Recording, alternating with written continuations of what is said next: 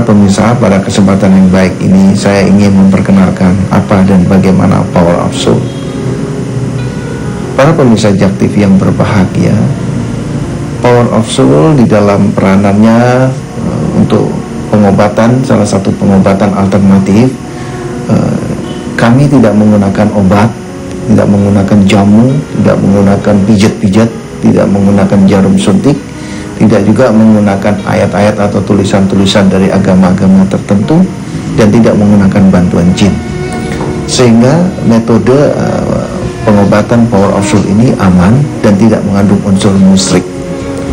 Sesuai dengan namanya yaitu Power of Soul, maka metode pengobatan Power of Soul ini banyak menggunakan kekuatan kolbu atau yang kita kenal dengan soul tadi.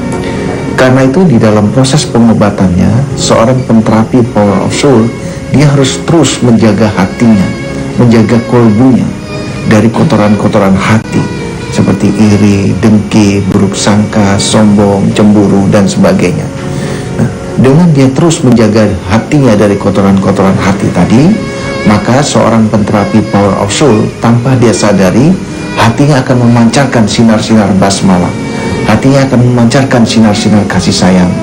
Nah, sinar-sinar basmala atau sinar-sinar kasih sayang itulah yang disalurkan ke tubuh para pasiennya.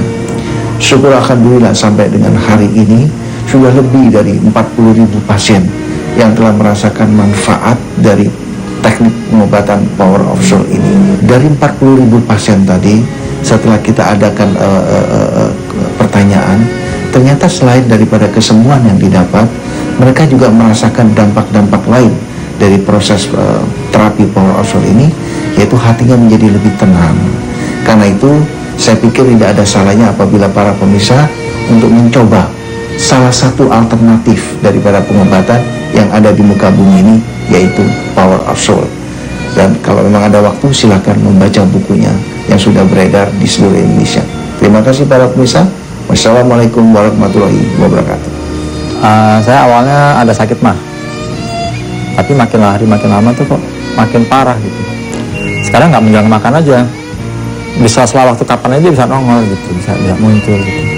Nah itu parahnya kalau udah sakit gitu kan dia nekan ya ke atas, nanti udah nekan ke atas kan nekan ke dada ini kayak sesek gitu. Nah sebenarnya bawahnya udah macam-macam, jangan wah jantung, jangan ini gitu. Jadi waktu itu udah kemana-mana saya, udah ke dokter, treadmill untuk cek jantung, kan bilang apa-apa. Lalu endoskopi 2 kali bahkan saya endoskopi gitu. Nah seketika istri saya bilang, kamu lihat deh hari Sabtu Minggu tuh suka ada Ustadz Sony. Saya kan paling males lihat gitu-gituan kan, paling ngeliat, tapi terus saya lihat aja gitu, lihat nonton sekali 2 kali, terus saya lihat kayaknya menarik nih saya bilang gitu. Karena gini, saya udah terlalu banyak makan obat. Saya balik ke dokter, obat. Ini obat. Tas saya ke kantor itu Pak, kalau dibuka sebagian bahan kantor, sebagian obat. Saya nggak mau lagi tergantung dengan obat gitu. Saya pertama kali datang tuh dibilang terapi 5 kali. Terapi pertama alhamdulillah itu mungkin 90% udah hilang mah saya. Karena saya tahunya gini Mas, pada waktu saya naik mobil macet, kan udah jam makan siang tuh, jam 1, setengah 2. Saya langsung, kok saya kok tenang-tenang aja ya gitu. Saya badan saya kok nggak pusing ya. Nah itu saya tanya di situ, ya Allah subhanallah gitu. Maksudnya ya Allah menunjukkan jalan saya, tetap yang menyembuhkan Allah ya melalui Pak Sony. Saya itu udah lama ya sakit, ada rasa takut, cemas. Penyakit gak ada tapi rasa takut, cemas itu. Jadi mau keluar saya takut, mau keluar rumah gitu ya, takut. Terus awalnya sih belum gitu, keluar rumah takut, terus naik lift, dia keramaian, takut itu semua. Awalnya kan saya kan ada saudara, ada teman untuk kasih tahu ya, untuk mungkin dari mah atau lambung atau apa itu kan, emang ada yang dari jadi takut, jadi pusing, jadi sesak nafas. Emang itu yang saya alami kan. Saya periksa ke dokter ya, ternyata oke dikasih obat itu apa, tapi dia pengaruh semua itu. Nah saya malam kan agak terganggu, gak bisa tidur karena ada dirasakan rasa sesak ya.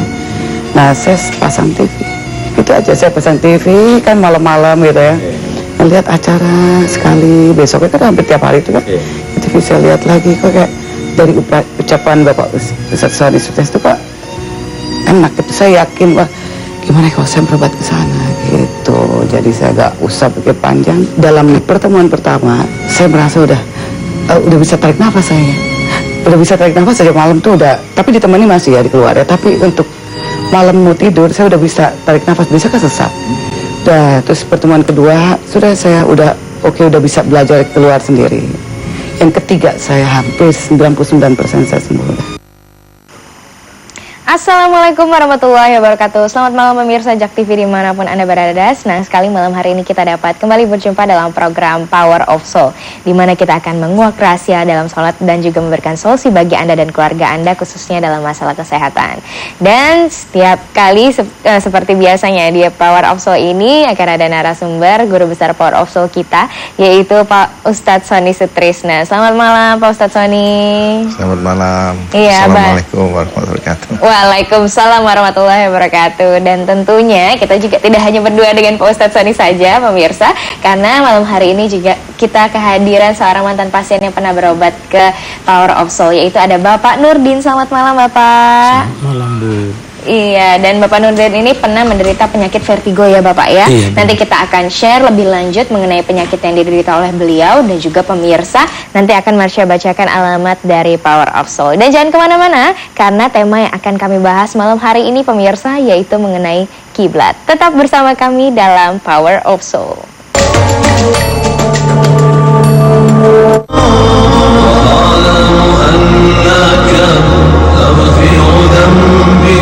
Assalamualaikum warahmatullahi wabarakatuh. Para pemirsa televisi yang dimuliakan oleh Allah dan berbahagia, terapi kolbu ditemukan kurang lebih sekitar 12 tahun yang lalu, kebetulan oleh diri saya sendiri atas izin Allah. Inti daripada kekuatan terapi kolbu semuanya berawal dari kekuatan basmalah atau kekuatan kasih sayang. Pengobatan alternatif terapi kolbu ini tidak mengandung resiko, sehingga alternatif daripada pengobatan ini boleh dikata aman dan tidak mengandung unsur musrik. Mudah-mudahan apabila ada di antara para pemirsa yang saat ini sedang menderita sakit seperti tadi, boleh mencoba terapi kolbu sebagai salah satu alternatif pengobatan. Selamat mencoba dan salam. Power of Soul ini, di terapi kolbu ini kan yang kita terapkan medianya adalah doa. Allah berkata kepada Rasul, katakan ya Muhammad bahwa sesungguhnya aku sangat dekat. Keberanian gitu, kemampuan apa ada gitu setelah berobat ke Pak Ustadz Sony. setelah satu kali sudah bisa tidur. Semoga menjadi inspirasi juga dan bahan pergaulan.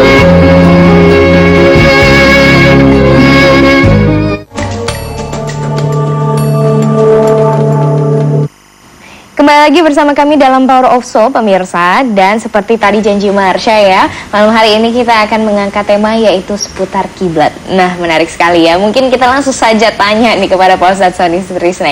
Ini kenapa ingin mengangkat tema kiblat ini Pak Ustadz Sony, dan apakah kiblat itu sendiri? Silakan. Ya, terima kasih Mbak Marsha. Assalamualaikum warahmatullahi wabarakatuh. Para pemirsa JAK TV yang dimuliakan oleh Allah dan berbahagia. Para pemirsa, pada malam hari ini kita akan coba untuk membicarakan tema kita yaitu kiblat. Menurut saya tema ini sangat menarik untuk kita jadikan sebagai obrolan kita menjelang tidur. Karena saya pikir semua umat beragama, khususnya umat Islam, pasti sangat tertarik kalau kita sedang membicarakan masalah kiblat ini. Kita semua umat Islam khususnya mengetahui bahwa kiblat kita itu ada di Ka'bah di Mekah, dan seluruh dunia menghadapkan wajahnya ke sana. Namun timbul sebuah pertanyaan, Ka'bah itu kan berbentuk batu. Ya, mungkin bagi beberapa orang yang tidak mengenal tentang kiblat akan menganggap bahwa masa batu. Nah, disinilah timbul sebuah pertanyaan yang dalam hati yang mesti kita jawab. Nah, kita akan coba untuk menjawabnya pada malam hari ini dengan obrolan-obrolan kita ini. Saya pikir demikian. Ya, baik Pak Ustadz Sony tadi sedikit ya menyinggung tentang tema kiblat hari ini. Dan juga pemirsa, bagi Anda yang ingin datang langsung ke Power of Soul, silakan langsung saja catat alamatnya di Jalan Utan Kayu Raya nomor 24 Jakarta Timur dengan nomor telepon di 021 858 229 atau di 021 8500 413. Dan Anda juga dapat membuka situs website kami di www.powerofsoul-indonesia.org. Dan baik Pak Ustadz Sony, kita langsung lanjutkan saja. Ini kenapa sih tadi timbul pertanyaan nih bahwa apakah kita menyembah sesuatu gitu yang bersifat statis? Nah, ini mungkin bisa langsung dijabarkan oleh Pak Ustadz. Iya, terima kasih Mbak Masya. Para pemirsa JAK TV yang berbahagia, jadi sebenarnya Allah telah mengingatkan kepada Rasulullah, yang dimana Allah berkata, katakan ya Muhammad, bahwa sesungguhnya aku ini sangat dekat. Aku lebih dekat dari urat leher. Artinya apa? Artinya Allah itu tidak jauh. Allah sangat dekat. Allah lebih dekat dari urat leher, artinya Allah itu ada di dalam hati. Nah, di sini juga Allah menegaskan di dalam kitab suci, aku ini tidak di timur dan tidak di barat. Kemana saja kau menghadapkan wajahmu, di sana kau akan menjumpaiku. Ini artinya apa? Artinya Allah ada di mana-mana. Di dalam kitab suci Al-Quran juga, khususnya di ayat kursi, kalau kita perhatikan di ayat kursi, di sana dengan tegas Allah mengatakan bahwa kerajaanku ini meliputi langit dan bumi. Dan aku sekali-kali tidak merasa berat untuk memeliharanya. Ini artinya rumah Allah bukan hanya di Mekah saja, tapi di seluruh langit dan bumi ini. Karena itulah Allah disebut maha besar. Jadi kalau Allah hanya punya rumah di Mekah, berarti Allah tidak maha besar. Masa rumah Allah kalah besar dengan Mekah? Pastinya kan maha besar, harusnya lebih besar lagi. Tidak bisa dibayangkan dengan akal pikir bagaimana kebesaran Allah.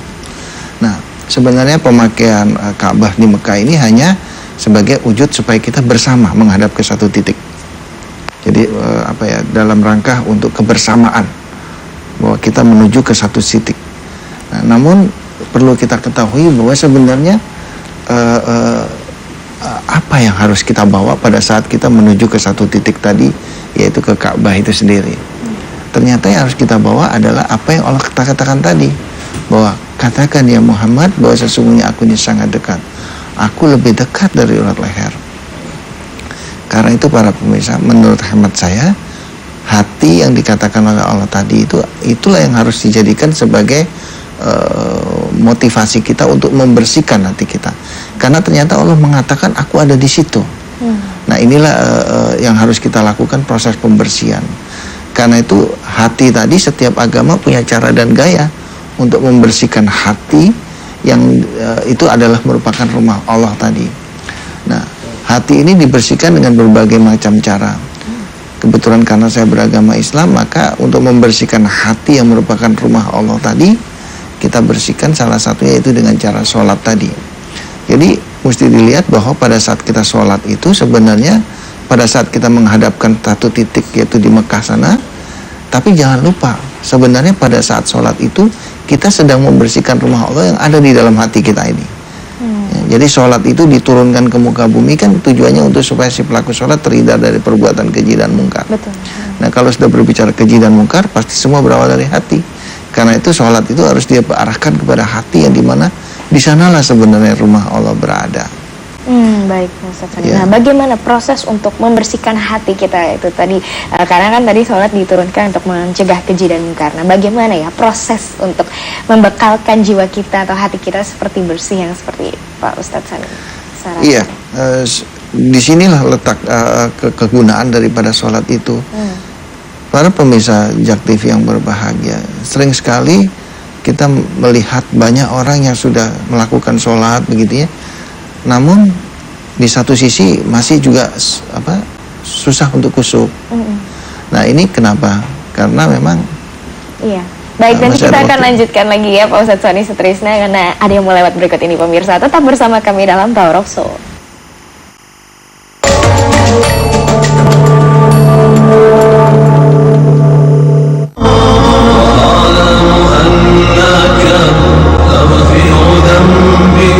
Assalamualaikum warahmatullahi wabarakatuh. Para pemirsa televisi yang dimuliakan oleh Allah dan berbahagia, terapi kolbu ditemukan kurang lebih sekitar 12 tahun yang lalu, kebetulan oleh diri saya sendiri atas izin Allah. Inti daripada kekuatan pengobatan terapi kolbu semuanya berawal dari kekuatan basmalah atau kekuatan kasih sayang.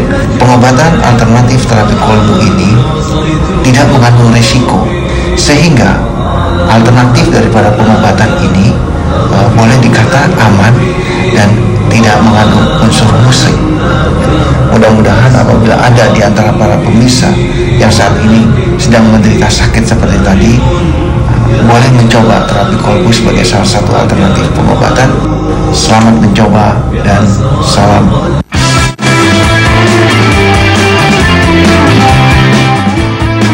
Energi yang termahal yang ada di seluruh dunia. Bangunan tua termegah di dunia. Pokoknya berita-beritanya menarik banget dan juga bermanfaat buat kamu. Pastinya setelah nonton Ada Saja kamu tambah pinter. Adalah laut beku yang dikelilingi oleh tanah.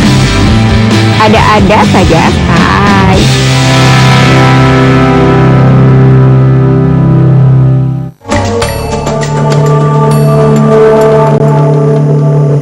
Kembali lagi bersama kami dalam Power of Soul, dan bagi Anda pemirsa yang ingin datang langsung ke Power of Soul, silakan catat alamatnya tertera di layar kaca Anda sekarang ini ya, di Jalan Utan Kawi Raya nomor 24 Jakarta Timur.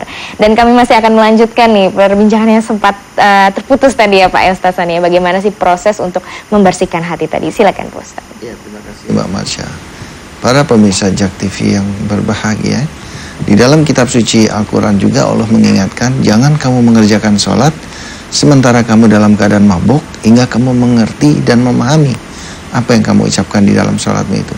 Ini artinya pada saat kita sholat, agar sholat itu berefek kepada hati kita, maka kita harus mengerti apa yang kita ucapkan di dalam sholat itu. Kita harus ngerti dulu artinya apa. Nah, setelah itu kita harus praktekkan. Sholat itu harus kita praktekkan di kehidupan ini, agar supaya pada sholat berikutnya, karena kita praktek, maka pada saat sholat berikutnya, pada saat kita ngucap Bismillahirrahmanirrahim, karena sudah praktek tadi, maka lebih bisa memahami. Nah, penggabungan pengertian dan memahami inilah yang diperlukan untuk menuju titik khusyuk tadi. Nah, kalau kita sudah bisa ngerti dan memahami, insya Allah dia akan berefek kepada hati. Nah, hati ini harus terus dibersihkan para pemirsa, karena hati inilah sebenarnya letak Baitullah. Hati inilah sebenarnya letak rumah-rumah Allah ya. Nah, kalau hati ini sering dibersihkan, nah disinilah hati ini dia akan menyuarakan suara kasih sayang, suara-suara basmalah tadi. Nah, pada saat yang bersamaan, pada saat kita membersihkan hati kita itu, pada saat itu pula kita menghadap kepada satu titik, yaitu di Ka'bah tadi, di Mekah. Nah, disinilah wujud kebersamaan tadi. Nah, dari sini terlihat sekali bahwa apa yang dikatakan oleh Allah di dalam kitab suci itu sangat benar ya. Di mana Allah mengatakan, aku ini tidak di timur dan tidak di barat ya, kemana saja kau hadapkan wajahmu, di sana kau akan menjumpaiku. Nah, kalau kita lihat di ayat kursi saja, Allah menegaskan bahwa kerajaanku ini meliputi langit dan bumi, dan aku sekali-kali tidak berasa berat untuk menjaganya. Artinya apa? Artinya kerajaan Allah yang demikian besar ini jangan kita kecilkan hanya satu kota Mekah saja. Ini menurut saya kurang tepat ya. Nah, yang tepat adalah Allah ada di mana-mana, kerajaannya sangat besar. Pemahaman kita menghadap kiblat di Mekah itu adalah dalam rangka kebersamaan kita gitu. Tapi kalau rumah Allah ada di mana-mana, dan yang paling benar adalah rumah Allah itu ada di hati atau di Baitullah. Karena itu maka sholat, ibadah, zakat, semua itu semua diarahkan dalam rangka membersihkan hati kita ini. Ini yang dikatakan oleh Allah, kalau segumpal daging atau hati itu baik, maka baiklah semuanya. Kenapa? Karena kalau rumah Allah yang ada di dalam diri kita ini bagus, wow, pasti semuanya akan bagus. Kenapa? Karena Allah pasti akan beresin ini semuanya. Menurut saya demikian. Iya, baik Pak Ustadz Soni Trisna, terima kasih. Dan pemirsa, malam hari ini nih sudah ada Pak Nurdin ya, yang akan share dengan kita, mungkin memiliki penyakit yang serupa nih dengan pemirsa di rumah yang punya vertigo juga. Nah, mungkin lebih lanjutnya kita langsung tanya sama Pak Nurdin nih. Waktu itu gimana Pak, kok bisa terjadi vertigo nih? Awal-awalnya gejala-gejala apa yang Bapak rasakan? Selamat malam bagi kita semua. Sebenarnya awal dari yang saya rasakan itu, misalnya kalau saya mau tidur itu rasanya goyang, saya harus tutup mata dulu misalnya 2-3 menit baru hilang gitu. Terus yang kedua, kalau misalnya kita baru bangun pagi, jadi kalau kira mau duduk ya udah sampai kayak Lama goyang dulu. aja. Oh, Jadi goyang. saya berobat ke dokter berapa kali, cuman dikasih. Terakhir saya tahu emang berapa kali habis obatnya, emang saya rasakan lumayan enak. Tapi asal Timbul saya lagi gitu? timbul lagi, habis obatnya timbul lagi, akhirnya timbul lagi. Ya udah, jadi saya cek obatnya, saya berobat lagi. Dia bilang bahwa memang yang saya cek di apotek bahwa obat yang dikasih cuma obat penenang. Pada saat itu saja jadinya terasanya ya. Jadi ada obatnya kita tenang. Tapi habis itu ya Timbul kita lagi, khawatir lagi. Jadi timbul lagi. Jadi kalau jadi sangat beban bagi saya kalau mau tidur itu Karena goyang sangat tadi rasanya. bebannya. Itu berapa lama Bapak rasakan dalam kondisi seperti itu, Pak? Ada ya berapa sekitar 2-3 bulan ya. 2-3 bulan ya, Pak Jadi ya? saya geser dari miring ke kanan mau menengadah itu saya sangat takut Tadi juga. goyang Iya, tadi ya? pasti goyang. Terus geser lagi sebelah kiri pasti goyang. Pasti goyang ya? Pasti muter semuanya. Terus juga kalau mau bangun juga seperti itu. Jadi saya- harus lama dulu ya, Pak iya, ya? udah duduk dulu, baru agak lama dulu tutup mata, terus baru berdiri goyang lagi, harus tutup mata dulu. Gitu. Jadi itu harus Bapak rasakan setiap hari itu ya, Setiap Pak? hari, Sangat setiap mengganggu hari. aktivitas sekali. Nah, pada saat itu bagaimana yang disarankan oleh dokter mungkin sebelum yang sesudah dari yang awal Bapak dikasih obat penenang itu, apa yang disarankan oleh dokter? Kalau dokter bilang sama saya tuh asam lambung selalu, bermasalah